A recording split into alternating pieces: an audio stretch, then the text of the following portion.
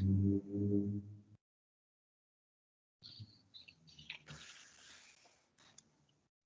I have 7 o'clock, so good evening everybody and welcome to this meeting of the Amenities Committee. Could I first take the opportunity of wishing you all a happy new year if I haven't spoken to you already. And item 1 is to confirm members can communicate with others at the meeting and to receive apologies for absence.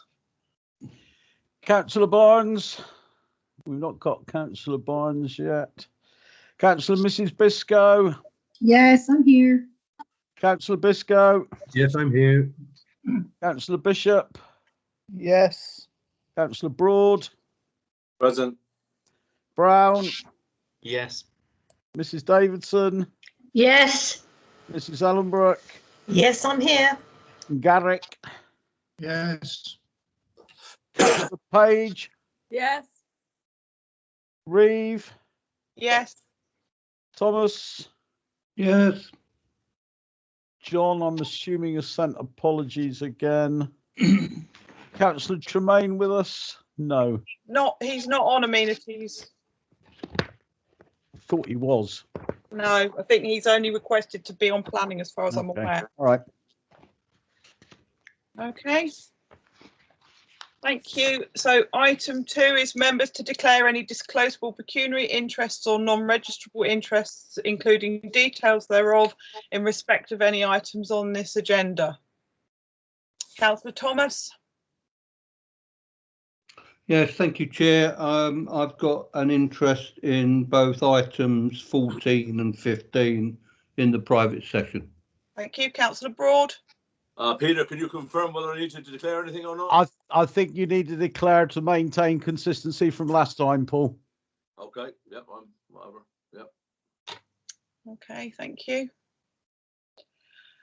Item 3 is to suspend standing orders to allow the public to speak. I understand that Councillor Thomas wishes to speak in his capacity as a licence holder of one of the Market Way units. So therefore, could I get somebody to please move? Councillor Page, thank you. Seconded by Councillor Bishop. Could we go round, Pete, please? Councillor Barnes not with us yet. Councillor Mrs Biscoe. Yeah. Move. Mr Biscoe. Yes. Bishop. Yeah. Broad. Yes. Brown. Yes. Mrs Davidson. Yes. Mrs Ellenbrook. Yes. Councillor Garrick. Yes. Page. Yes. Reeve. 4. Thomas. 4. And that's it. Thank you. Okay, thank you. So item 4 is to allow the public to put questions to the council on any item on this agenda. Can I just remind Councillor Thomas that there are 3 minutes per item and that because the items you wish to speak on are in part 2, we won't be able to take any questions. Over to you. I take it you won't be able to take any questions, but I'm happy to answer any questions, should there be any. Okay, so firstly, thank you for allowing me to address the council. Secondly, I wish to declare that I am one of the council's own licensed business tenants, trading as the Market Way Cafe, and both a town councillor and Cornwall councillor. So I found it necessary of late to both write and address various committees of the town council, and accordingly I've been given the opportunity to speak direct with you over video conferencing. On each of the previous occasions, those addresses have arisen as a result of an overwhelming consensus of the discussions I've had with other licensed tenants in Market Way. Yes, my own self-interest was served on each of the previous occasions too, but as part of the whole. However, my latest 2 communications in their entirety were originally designed to serve my own business self-interest, forgive me. And you have before you this evening both of those communications. So your agenda this evening seeks to address my second communication dated the 1st of January 2021 first. Please note that this letter was written as a result of the Tier 3 regional lockdown, which have of course effectively closed the cafe and other hospitality settings in the town, and was prior to Her Majesty's government declaring national lockdown on the 4th of January. However, in light of that declaration, it is probably appropriate that the Council consider my request as if it were a collective one, that is, on behalf of all of your licensed tenants, and that the request now relates to a waiver of the licence fee. Once again, your licensed tenants are plunged into the darkness of grave uncertainty, financial difficulty and COVID survival. Her Majesty's government are once again, they say, going to provide financial support to business rate payers through the local restriction support grant scheme, but as yet nothing is certain, nothing guaranteed and nothing forthcoming. I would like to remind Council that rent isn't the only expense that businesses have faced during any of their lockdowns. Unfortunately, unlike their customers, staff costs, utility bills, insurance premiums, hire agreements and loan agreements don't just completely disappear. So finally, I would hope that you will consider what I've said. And again, finally on the matter, I'd just like to refer you to two quotes. Both emanate from the Audit and Accounting Governance Committee meeting on the 19th of October, which was recorded and published on YouTube, and were in respect of the market way unit rents. The town clerk said, obviously, when we went into lockdown, we sensibly, in our opinion, suspended the rents to the market way units.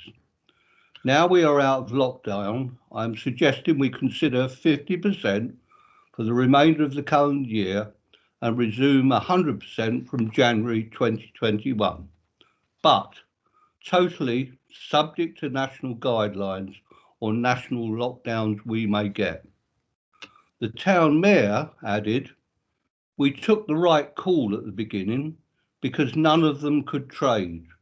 We would have looked incredibly unfair if we had charged them rent. Thank you. So if I can turn now to my second communication, which is dated the 19th of November 2020, and unashamedly still does relate solely to my own business, self-interest, and my market way unit licence. In short, it came to my attention due to the discussions that I had with fellow traders and licensees during and after the national lockdown, one, that there appeared to be a disparity between the cafe's licence fee and that of the other units, vis-a-vis £220 per calendar month for a single unit and £340 per calendar month for a double unit, whilst the cafe was £600 per calendar month. Please note that all the values I quote include VAT. Having considered this and in coming to the conclusion that the cafe's rent was clearly disproportionate and grossly unfair, I chose to seek an explanation and explore comparisons. When I wrote to the council originally, I tried in a pragmatic way to introduce square meterage and formulae, but in hindsight, this seems irrelevant and will highlight why when I discuss comparators. So the only explanation for the anomaly I could gather from the town clerk was that the rent, the licence fee, was that applied by the former landlord, Charvel Estates, who happened to be a London-based and registered company with no other interest or foothold in Redruth, not that of a local authority. I was also reminded by the town clerk that the rent had not been reviewed in the last 4 years, but I might argue, little wonder, when considering what appears to be an exorbitant and disproportionate rent applied to the cafe in considering other unit licences and comparisons in the town. The town clerk also advised me that the increased cost of inflation with locking, unlocking Market Way and toilet cleaning had not been applied by the council. From my perspective, this comment has little relevance. As I understand it, in referring to toilets and washing facilities, the Health and Safety at Work Act 1974 and the Code for Leasing Business Premises in England and Wales 2007 embody within them both that landlords are responsible for health and safety matters relating to communal areas of their property and business. Clearly, the toilets, washing facilities and security of the Market Hall and Market Way would be considered as communal.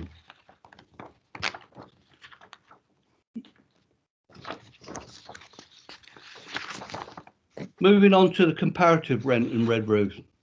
As you will be aware, there are a good number of coffee shops and cafes in Redruth, a number in Fore Street and one or two that are not in such a prime position. And of course, unless one is up for sale or has recently been sold, the currency of available information is questionable.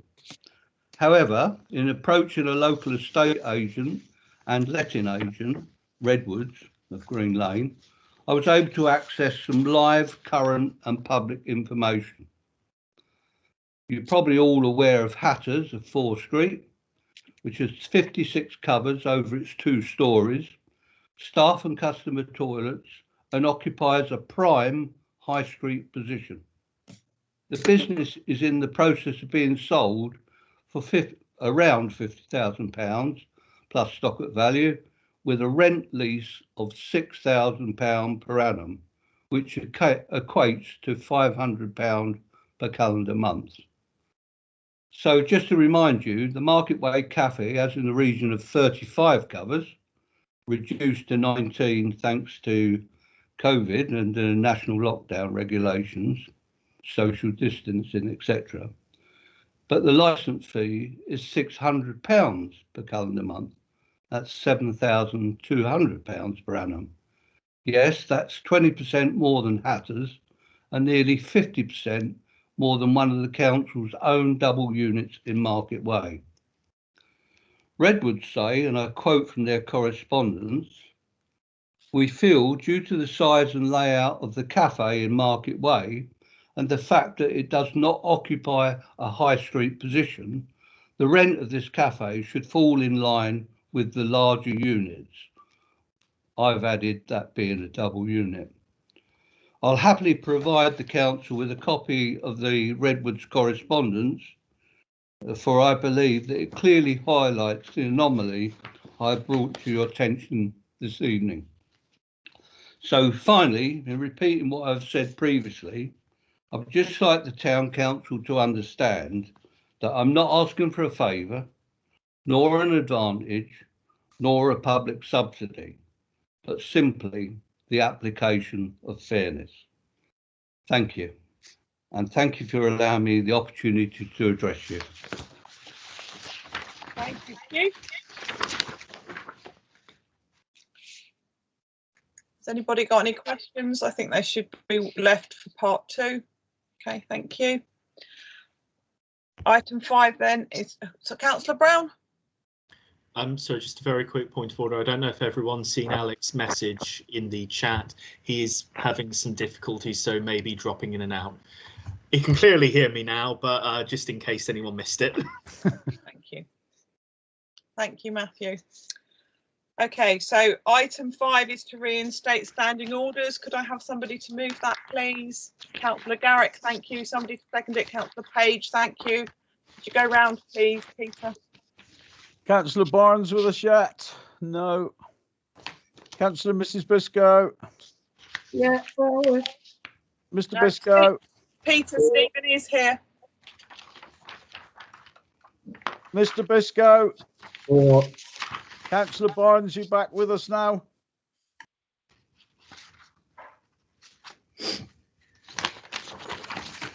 I'll come back to you. Councillor Bishop? Yes. Broad? Yes. Brown? Yes. Mrs. Davidson? Yes. Mrs. Allenbrook? Yes. Councillor Garrick's proposed. Councillor Page has seconded. Councillor Reeve For. and Councillor Thomas. You have to unmute, Ian. 4. Thank you. You. Okay, thank you, everybody. Item 6 is to confirm the minutes of 6.1, the meeting of the Amenities Committee held on the 2nd of November 2020. Minutes attached. Somebody like to move it, please? Is that Councillor Thomas moving and Councillor Garrick seconding? Could we go round again, please, Peter? Councillor Barnes. Abstain. Right, Mrs. Biscoe's abstaining. Councillor Biscoe's abstaining. Councillor Bishop's abstaining as they weren't there. Councillor Broad. Yes. Councillor Brown. Yes. Mrs. Davidson. Yes. Mrs. Allenbrook. Yes. Councillor Garrick seconded. Councillor Page abstaining. She wasn't there. Councillor Reeve. For.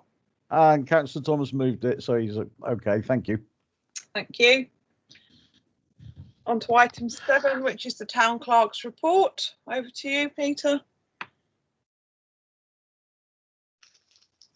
All got my report running down very quickly. The school crossing patrol at Clinton Road. Alec refers to that in his facilities department report.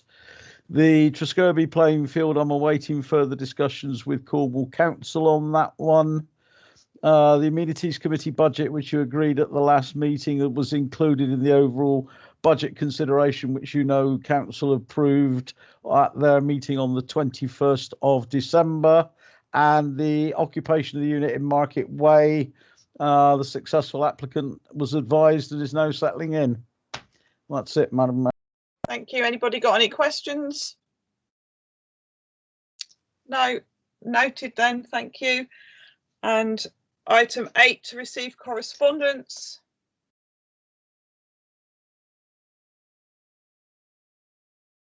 Back to you, Pete.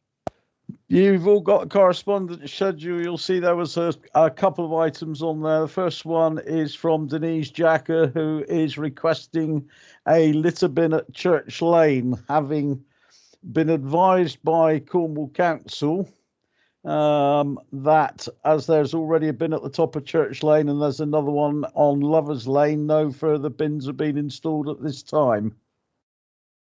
I don't know if anybody's got anything they want to raise regarding that. I remember this being an item some time ago when the bin was removed at the junction of Lovers Lane and Trewergy Road.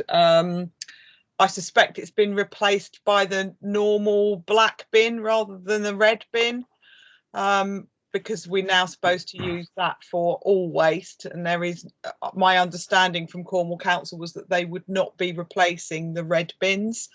I mean, if there's already a bin at either end, I don't really see what else we can be expected to do.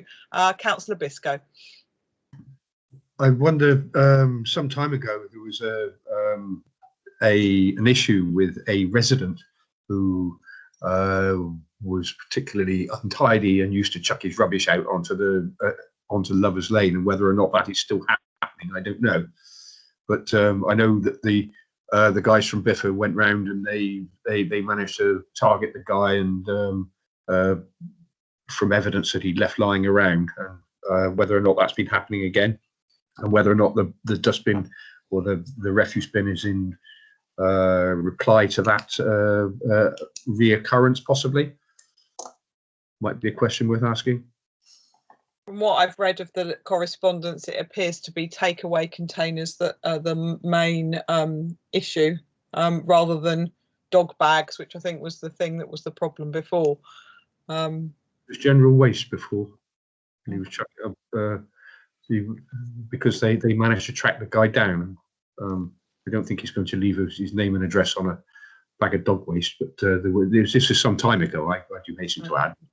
Whether or not that's reoccurred, I don't know.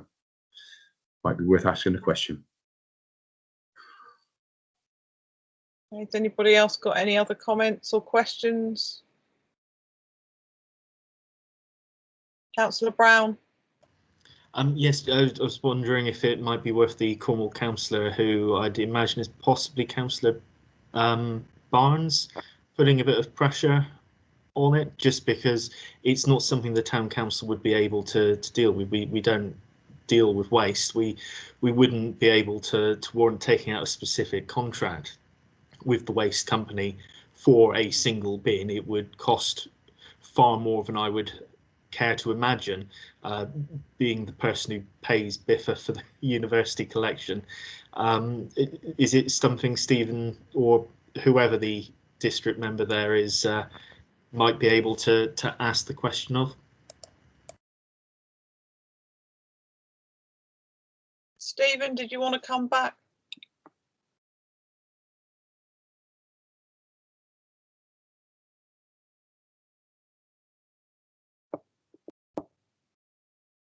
It would appear that he's put us on hold. Yes, I can see that. That's always a new one.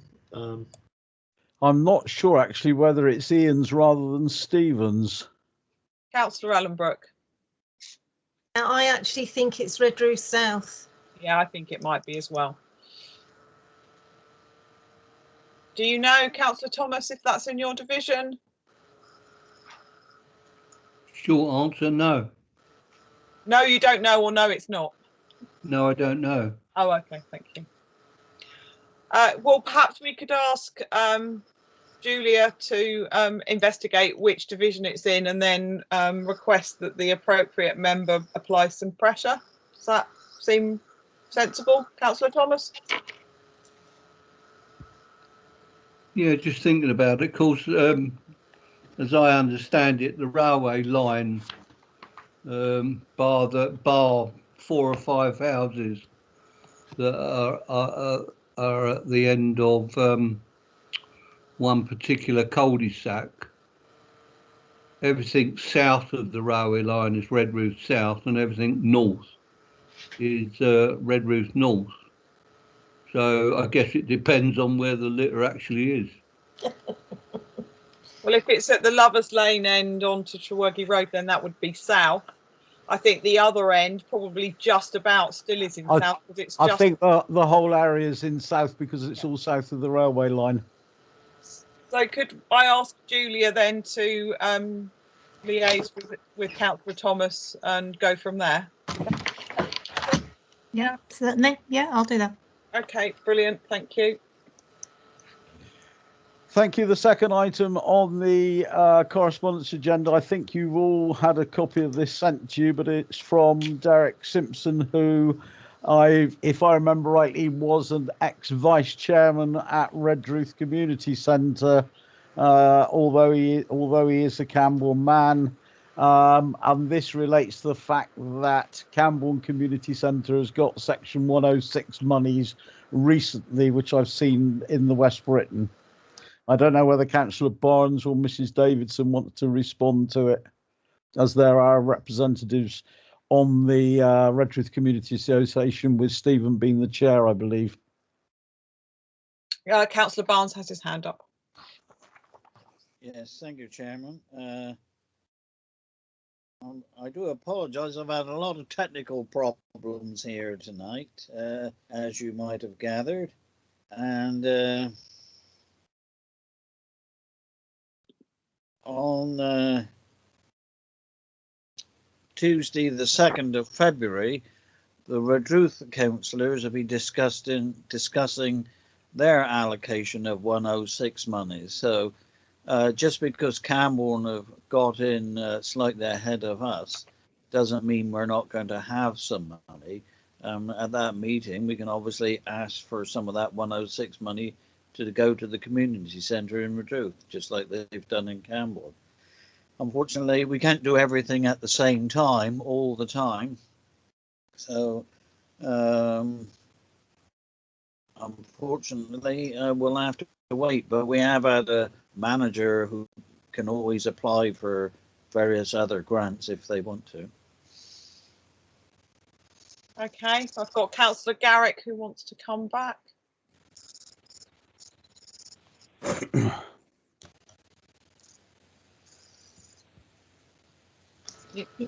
I'm muting my microphone to start with. Makes life easier.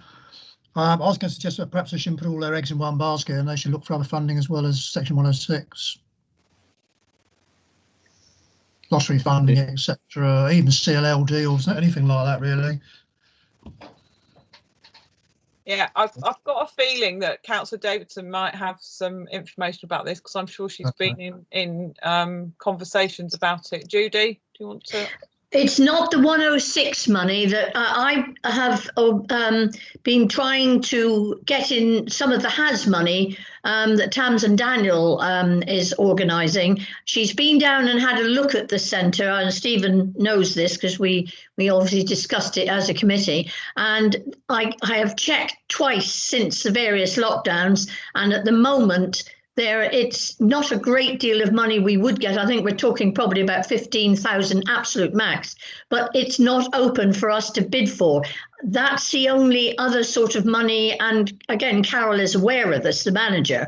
But at the moment, our hands are tied because we just, it's all for COVID only. And although we were given a really positive vibe from Tamsin that we would be probably able to do something at the community centre, obviously that has no relation to the 106 money. So that's just putting you in the picture from that point of view. Okay, thank you. I've got Peter wants to. Can I just come back? It sort of follows on, but was previous to what Councillor Mrs. Davison was talking about. Mr. Simpson actually got in touch with me about 18 months ago. On a similar sort of vein, saying that we had taken it over 3-4 years ago and had done nothing, and I reminded him that one of the main reasons for the town council taking over the community centre was and the most important thing was to regularise the lease, which Cornwall Council hadn't done, which they now have. But more importantly, that once the lease was done, it then enabled them the ability to seek grant funding elsewhere, and that we had 9,000 put aside to act as match funding. And I know the issues that Judy's raised now are very valid in terms of most of the funding is for COVID. But once that we're out of that, then hopefully the grant fundings will open up again, and it's something that the community centre can investigate. Okay, Councillor Alan Brooke. Yeah, thanks. Have you actually got a plan, or is there a plan of what you want doing there? Because unless you have something which is kind of costed out, it's probably going to be a bit difficult to apply to anybody for anything. So if you haven't, then before you do anything, you need to do that. And I know Charlotte does a huge amount of work for us in all sorts of places, but is it worth a conversation with Charlotte as well to see if she can help with some advice on where you could apply for grant funding? Thank you. Okay, I've got Councillor Davidson wants to come back. Yes, thank you, Barbara. Yes, Charlotte has already advised the manager on a previous application for funding, but which did not succeed for reasons that perhaps neither Stephen and I will go into at the moment. But then we've actually had a survey done by a firm who came in and priced up and looked at what work needs doing, and it's the front part of the building that's in crisis.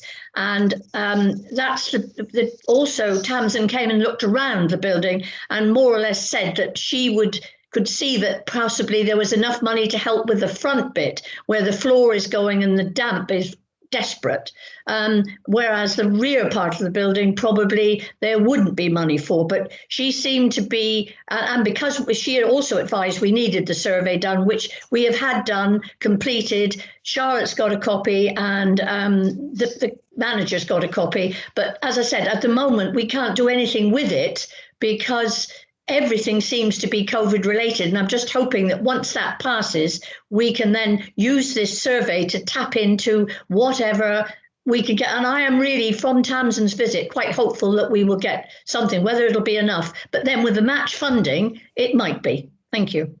Okay, Councillor. Yeah, on a smaller scale, I'm not sure if the community centre comes under a non-profit organisation. If it does, you can apply for the Cornwall Community Foundation for a smaller grant. It's for post-COVID, so you're preparing your organisation for post-COVID. So we've got a small grant to do something we needed to do with new railings and things from the Cornwall Community Foundation. I know it's not, probably need a lot more money, but every little small bit helps. So up to £1,000, I think you can get from the Cornwall Community Foundation for projects post-COVID. So it's worth looking at the Cornwall Community Foundation. That's what I was just going to add. Okay, thank you. Stephen, do you want to come back at all?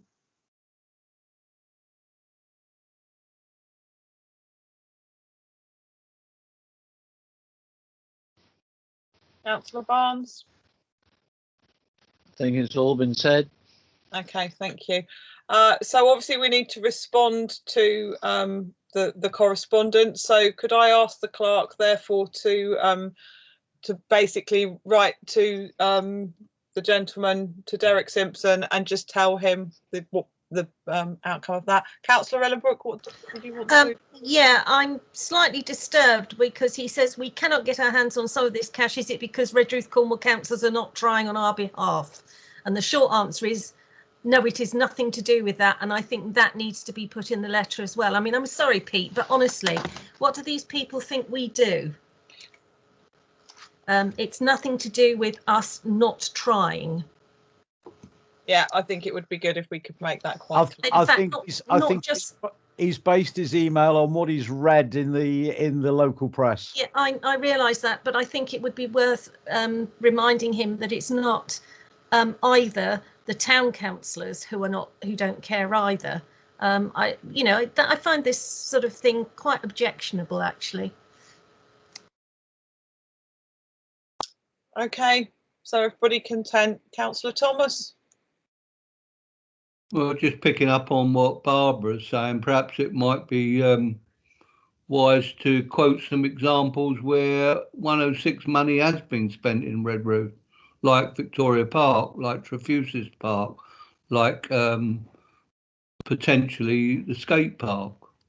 You know, we've got a number of examples in Redruth where 106 money has been spent, not entirely down to Cornwall councillors, I guess, but they've all played the part. Thank you. Okay. Okay, I think we've covered that then. So item 9 is to receive a report on the work of the facilities department. Alec is here. I know he's been having a few technical issues. I'm not sure if he's able to join us currently or not. Alec, are you there? I'm here. Thank you, Chair. Yeah, can I just, before, obviously, councillors, thank you. Hopefully you've all seen my report. Happy to answer any questions. Please don't be offended if I ask you to repeat your question. It's just because I didn't actually hear it at my end, but fire away. Okay, thank you. I've got a question around the clock tower funding. I know that you at 6.3 it says you're still awaiting confirmation and payment of the requested funds from Cornwall Council. I was just slightly concerned and would like a bit of clarification if you could. Yeah, no problem. Council will be mindful of the fact that before the project to refurbish the clock tower was begun, we'd sought informal agreement from our Cornwall Council liaison that there was monies available at that time that could be put into the helping towards the cost of the project. Somewhere in the region of £60,000 was a sum that was discussed. And to be honest with you, councillors, that's really the basis on which we proceeded with beginning the project. Appreciate that since then lots of things have happened where potentially monies have gone into other perhaps more community critical areas, but I'm still persisting with trying to get the money that I believe we were supposed to get towards refurbishing this historic monument. Councillor Ellenbrook. Yeah, thank you. I've got a couple of things. First of all, Park and Mengeleth, which social housing is it that owns the bit that's the bit where we've got the problem with the with the allotment. Allotments, isn't it? Yeah. So who is it who actually owns those properties? Those are coastline properties, councillor. Okay, I'll see if I can have a word about that again. I've got a meeting tomorrow where somebody from Coastline will be there. And the other thing is, and I'm sure all of us know about it, is this issue with the toilets is just getting ridiculous. I'm absolutely disgusted at what's going on. And do we need to have a discussion about what we do in order to make sure that this the whole toilet issue does not become a complete drain on our resources, because I'm darn sure at the moment it must be costing us a hang of a lot more to keep them open than and to repair them, replace all the goods, including toilet paper, which are consistently being stolen from them. I mean, what do we do?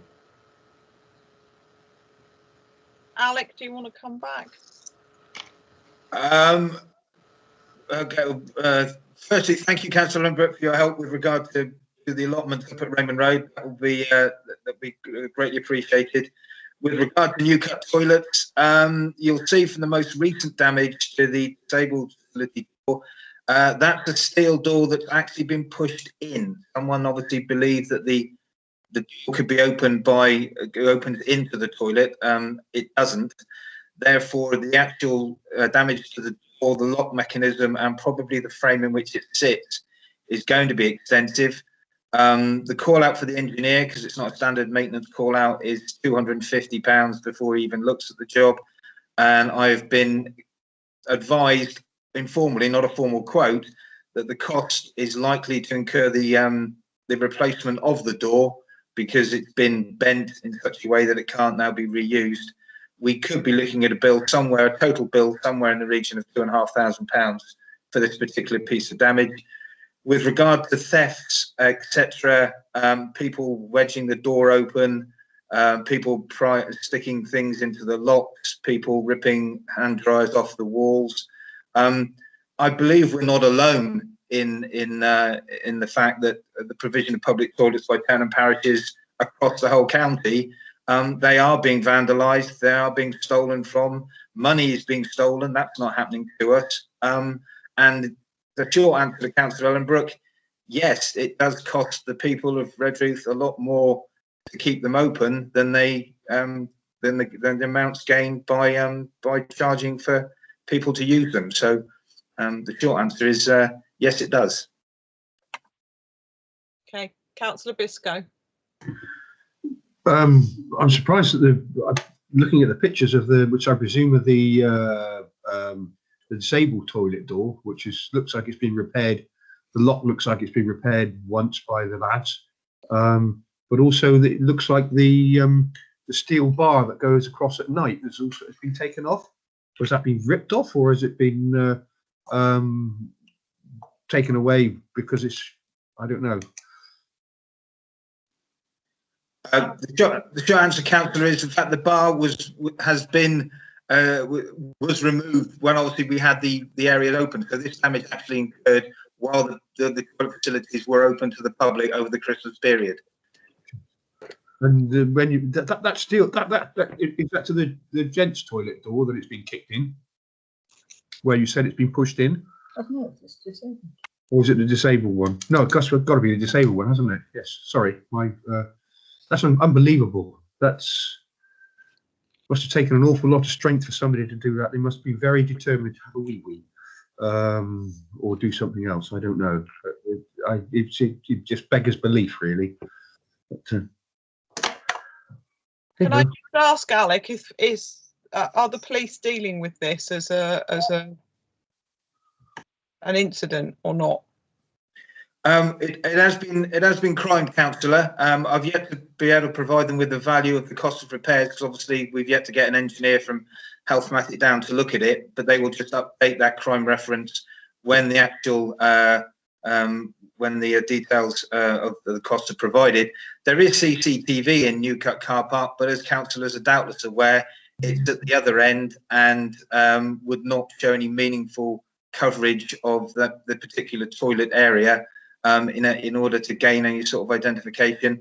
In addition, we'd have to provide the police with a reasonable window for which to check the CCTV coverage, and I've got that it happens sometime during the Christmas period. So whilst I can try, I wouldn't. I don't think. I'm not hopeful. Okay, thank you. I've got Councillor Thomas next. Thank you, Chair. I've got a few points or questions or whatever, but just dealing with those toilets then. I presume I know the answer to this. The council's insurance doesn't cover such vandalism, I presume. But in terms of CCTV, Alec has just sort of mentioned the point that I was going to make, which is that we have a CCTV camera located between New Cut and New Cut Extension, which I'm no expert, but I would think is pretty useless in terms of the distance that camera is expected to cover, unless, of course, someone's operating that camera 24 hours a day and got it zoomed in. So my obvious question, I think, is, can we consider moving the CCTV camera from what I consider a useless spot to somewhere where it would benefit the council and possibly protect the toilets? That's the first question. The second point I've got is about the Raymond Road allotments. I was involved with a discussion with Alec and some residents, and I believe somebody from Cormac or Cornwall Council or Ghostlight or another organisation.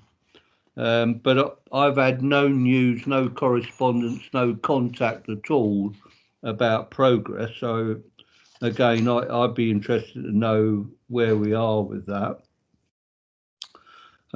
At 9, Alec just briefly mentions Redruth Town Library, but I presume he's talking about the John Passmore Edwards building as opposed to, yeah, thank you.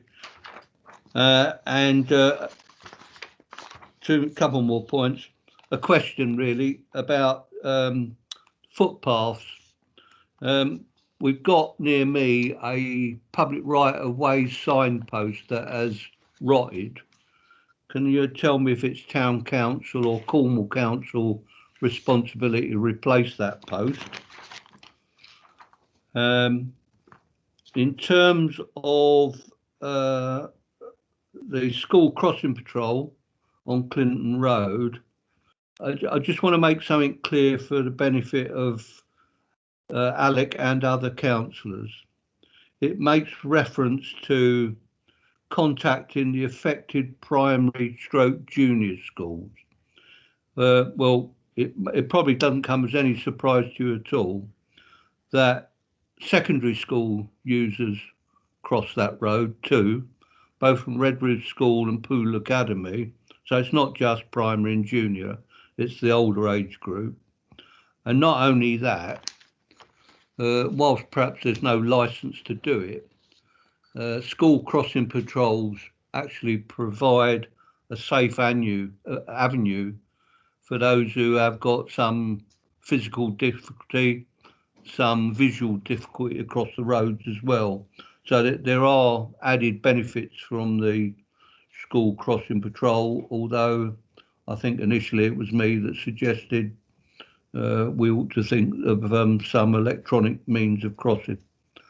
And my final point is in respect to the flooding at the Crowdie Yard or Percy Williams Yard, if you prefer. My last discussions about that have been that Cormac were commissioning some camera work underground because they believed that the gullies and drains are clear, but they were sending in cameras to investigate. And again, I'm waiting for some further feedback on that. Thank you, Chair. Okay, thank you. Councillor Brown. I don't know if Alec wanted to respond first. Because Ian asked a few questions, sorry. No problem, Councillor. I'm more than happy to. With regard to the rotting signpost, we'll have a look. We'll see what it is, whose it looks like, and I'll find out. And if it's ours, we'll price up. I think I'm not aware of us owning any signposts, but that doesn't necessarily mean that the signpost, if I recall, a Cornwall Council were just responsible for maintaining the footpaths. Okay. With regard to the school crossing patrol, the reason that I contacted Trewergy Junior and Infant School councillors was primarily because, as they were, I don't doubt that they're not the only users of the school crossing patrol and the safe passage that it provides. It was more, I was struggling, continue to struggle, and will probably struggle moving forward in trying to get somebody to take on the role. And I merely contacted Trewergy in the hope that maybe they were aware of a parent that could, or guardian that would maybe take on the role as part of walking their child to school, or someone on the board of governors, or if they could recommend somebody. That's why I contacted Trewergy in the first instance. For those of you that aren't aware, Cornwall Council's website with regard to the core serve availability of vacant positions for school crossing patrols, there's an extensive list. Already includes one other crossing point on the outskirts of Redruth itself. It's just incredibly difficult to recruit somebody that wants to do that work at those times, because we can't even hit the 16 hours for it to be considered for the DWP. I'm just trying to get hold of somebody, and I personally agree with Councillor Thomas that it would make my life a lot easier if we could have some form of electronic crossing, but as I'm sure councillors are also aware, that's not a cheap option. Indeed. Right. Hey, sorry. Thank you again, Chair. So back to the CCTV in the car park. I would definitely agree with Councillor Thomas that where it is, it's not necessarily doing as much good as we would like it to. However, I think it very much forms as much a deterrent as anything else. So where it is, it's probably protecting the car park in the car park sense rather than our sense. What I would suggest is, I know we've previously looked into a portable camera for using Clinton Passage outside the youth cafe, and whether it might be worth looking at extending that and arranging for one to be temporarily posted near those toilets. Again, as much as a deterrent as anything else, just so that in future we may save a lot more in repairs than it would cost us in housing the camera for a short period of time. Thank you. Okay. Is that Councillor Mrs Biscoe this time, or is it Miss Councillor Biscoe? It's Councillor Mrs. Okay, yep. Go ahead. As to Newcut Car Park and the CCTV, yes, it reaches there beautifully. The new cameras are much better than the old ones, which is the ones I used to work, but you can definitely get an image as long as the trees aren't fully grown. The positioning of the camera is used in a lot of other ways apart from the car park, because of the way it manoeuvres. It covers Nettles Hill, and it goes up onto Green Lane, and it goes down into up the side of Old Rose, Greengrocers Lane. You can get a view of that as well.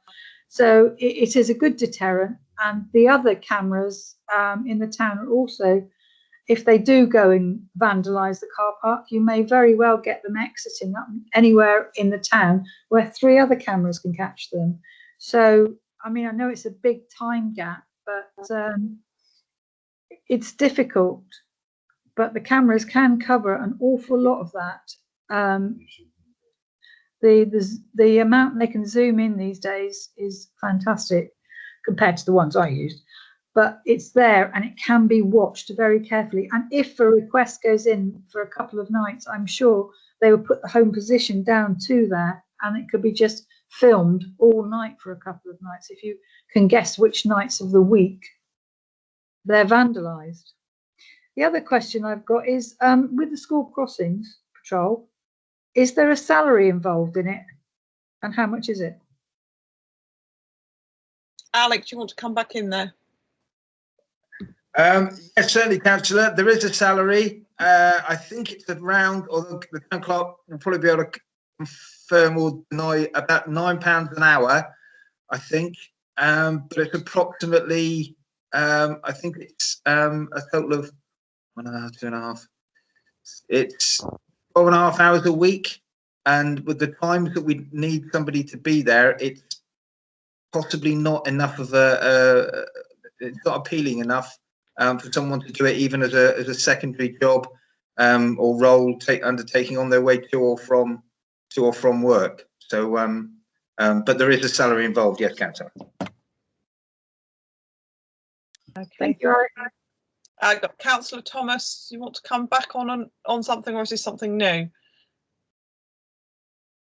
I just want to respond to Councillor Mrs. Biscoe's comment. My understanding, bear in mind, I did have a bit of involvement with an organisation called the Fire and Rescue Service, is that the camera at New Cut works splendidly in the summer, in the winter rather, when there are no leaves on the trees. But in the summer, it's a bit of a handicap. The other question I would ask is, how do I put this politely? How often those cameras are monitored, and secondly, how often are those cameras manoeuvred? Thank you.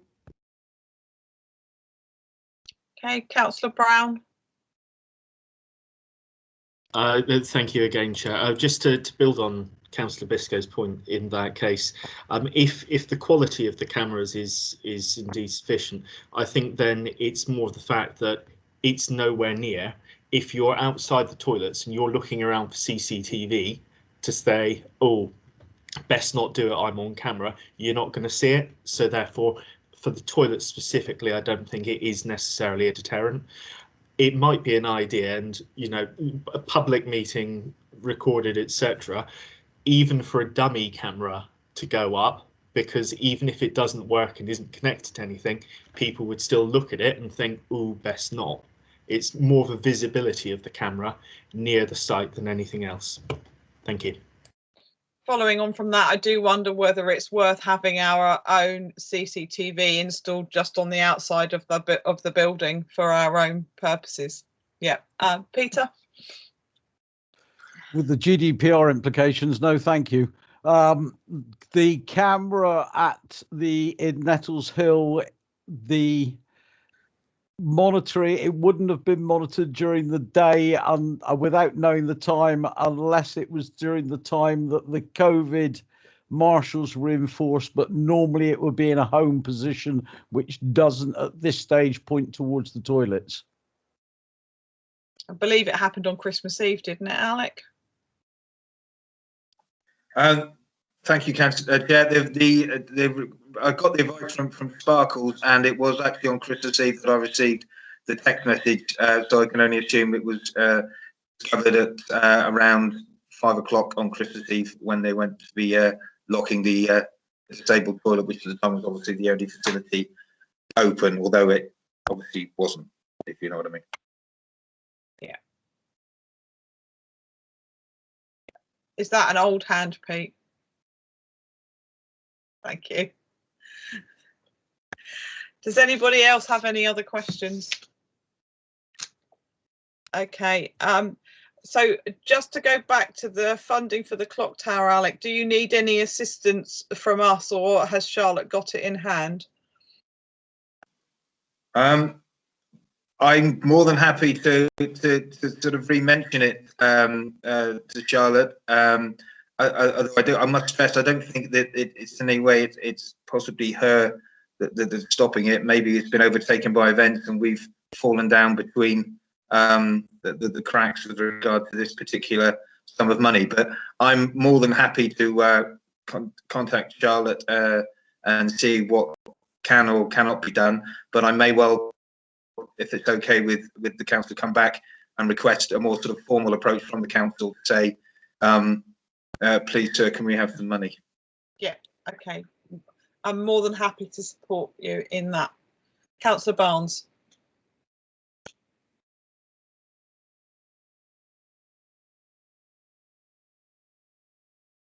You're muted, Stephen.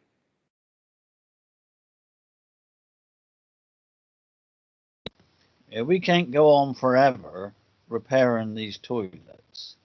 So we've either got to outlay and put in a decent CCTV, which will hopefully catch the perpetrators, and then sue them to cover the cost of the damage, assuming that they've got funds to cover that cost, or we shut it down.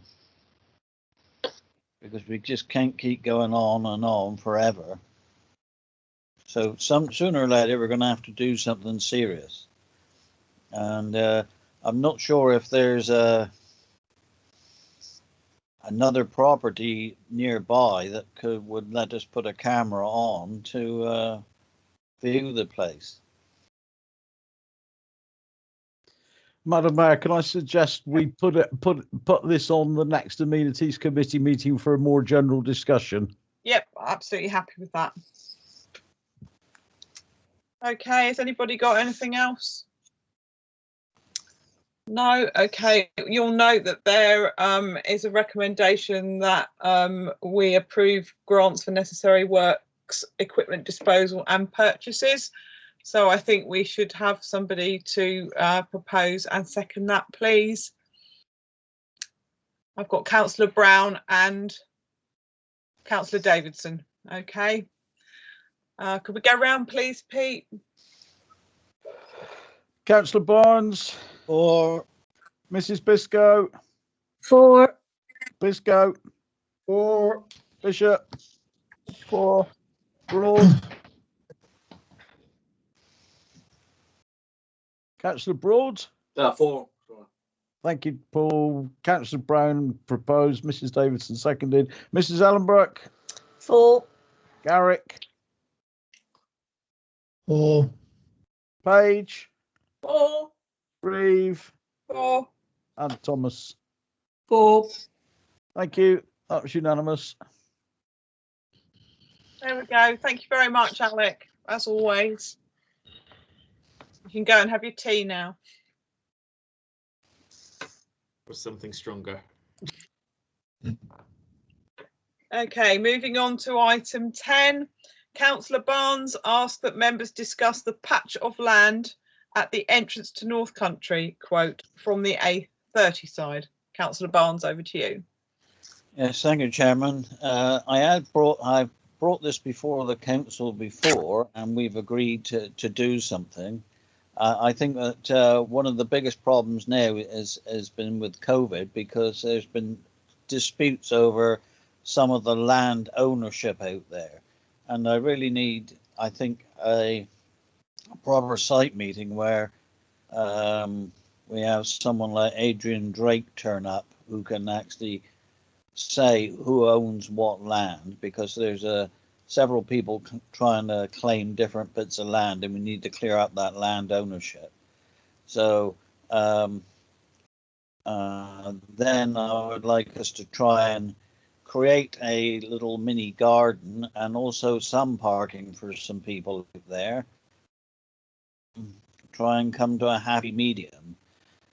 I have spoken to Adrian in the past, and he said that of course some of the land that people are saying might be theirs is actually the old highway, and he said we never sell off old highway. So there's a lot of disputes out there regarding some of this land.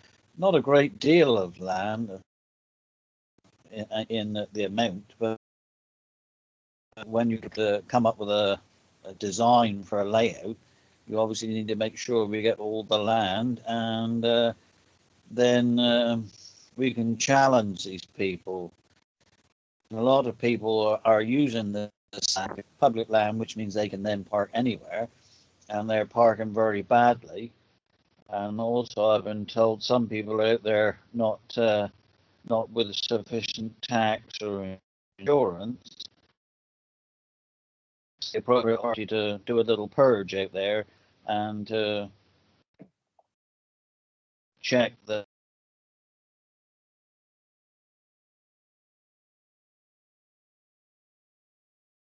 I think it would be a good idea if Malik and his team to come up with some sort of little design for a garden, and I think some boulders around it to about Adrian Drake, and he said he can give me a few fence poles. I thought that's a waste of time. So we do need some boulders. I'm not sure if we've actually got boulders in our compound or anything.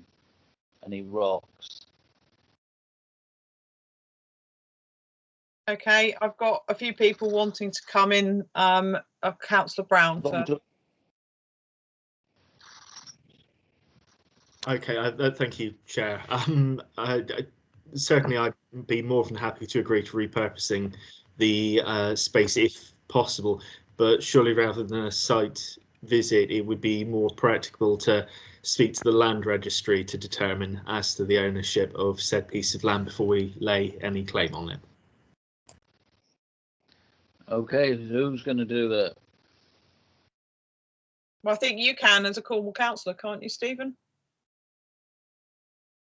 I think if you have a word with Charlotte, she'll probably be happy to do it for you. I've got Councillor Thomas. I think along with this. Sorry, Stephen, your connection is not very good, and you keep coming in and out. Sorry, Councillor Thomas. Yeah, I don't know if Stephen can hear me. I agree with Matthew that we ought to explore the land registry, and you're absolutely right. Charlotte Caldwell can obtain the information from the land registry free of charge on our behalf as Cornwall councillors. So that might be a starting point, Stephen. With respect to what I know locally, because bearing in mind I don't live that far away and probably pass it twice, perhaps more in a day, not since lockdown, because I'm behaving myself. I was actually speaking to an ex-resident of Wheal Montague, which is the little lane that is the first left as you come off of the A30 roundabout, and he tells me that actually that piece of land is part of the highway that used to connect Wheal Montague with the main Avers Porth Town Road, if I can call it that, before the A30 was built and before the roundabout or flyover or whatever you want to call it, slip roads on the A30 were built. So he's talking historically that Wheal Montague used to come up from its cul-de-sac end and meet the main road at that junction. And then the road would either go left or right. If you turned right, it went between, or if I can call it, the east side of the new bungalows there, and met up with the old Avers roundabout. So he's adamant it's highways. I am getting complaints about the garage using that space, the North Country garage, and the vehicle movements that are associated with that garage, which unfortunately is on a bit of a bend. So when you have your meeting, it might be just as well to invite somebody from North Country Garage along as well. Thank you. Thank you. Peter. Thank you, Madam Mayor. I was just going to reiterate the first thing we need to do is establish land ownership, because until we've got that done, and that was really the premise from where we came from when we discussed it back in July 2019, was until we get that established, we can't do anything. because we're certainly not going to go and put boulders or anything else around the place on what could potentially, well, what is other people's land until we've got agreement. And the other point is we've got no monies put aside for any of the works out there at the moment. So just bear that in mind as well. Okay, Councillor Barnes, how would you like to proceed? Oh, I've got Councillor Thomas. You're muted, Ian. Sorry, you won't hear me then. I was about to say, if Stephen can hear me, what I've done from my perspective in the past in other areas is to draw on a map the exact area, you know, on a printed council map or whatever, and send that to Charlotte, and I guarantee within 2 or 3 days she's got the answer for you. Okay. So can we leave you to do that, Stephen, and then you can come back? Yeah. Well, there's two things. I'll take this project forward, and I'll speak to Charlotte probably tomorrow morning because we have a CPIR meeting at 9 o'clock on a Tuesday. So I shall certainly discuss things with her. And if Peter could speak to the resident or to the police or whatever to actually go out and check for unroadworthy vehicles.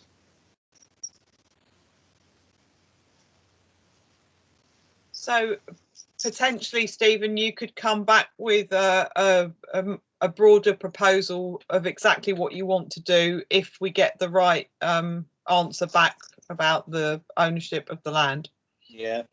Okay, that's good. Thank you then. Okay, item 11 is an update from the Environment Working Group, including consideration of the Town Council response to the consultation on the Cornwall Council Climate Emergency Development Plan document proposed draft, renewable energy and sustainable construction policies and evidence. So you'll have all been circulated this before Christmas, and it was also included again in these papers. The Network Environment Working Group isn't due to meet again until next week, but part of their remit is to formulate a response on behalf of the network area to this document. However, should we as a town council wish to submit anything, we would have to do so at the next full council meeting in order for it to meet its deadline. So it's really there just for information and to make sure that if anyone wants to make any comments, we have to have them by the end of this month, please. Has anybody got any questions on that? I don't imagine that you do. Oh, Peter. I was just going to say I will put it as an agenda item on full council on the 25th or whatever it is this month. So if anybody's got anything they feel we as the council should be submitting, can they please bring it to full council? Okay, thank you. And item 12 is to exclude the press and public from the meeting for the remaining item of business, as their presence would be prejudicial to the public interest by virtue of the confidential nature of the subject matter (contracts in confidence) and on the grounds that it involves the likely disclosure of exempt information as defined in Part 1 of Schedule 12A of the 1972 Local Government Act. Councillor Brown's moving. Somebody... Happy to propose. Are we disbanding into the other meeting? Yeah, so just make you all aware that once we've moved this, we will need to leave the meeting and rejoin on the other link that you were sent. Councillor Broad, are you seconding? Do I abstain from the whole of part session 2? Or yeah, the whole of it. Okay. That's lovely. Okay. Right, Councillor Davidson is seconding. Can you go round, please, Pete? Councillor Barnes. 4. Mrs. Biscoe. 4. Mr. Biscoe. 4. See you on the other side. Bishop. Yeah, 4. Broad. 4. Brown proposed. Mrs. Davidson seconded. Mrs. Ellenbrook. 4. Garrick. 4. Page. 4. Reeve. 4. And Thomas. 4. And as the mayor just said, you will all now need to leave this meeting And for those that are able, rejoin on the part 2, please. Can I, before we depart, sorry, Chair, before we depart, clearly, obviously, I haven't had an invitation to part 2. Can I just ask, as I usually do, how the response will be disseminated to me, please? We'll try and get something to you tomorrow. Thank you very much, and good night. Night. Good night. See you all Night. in a sec.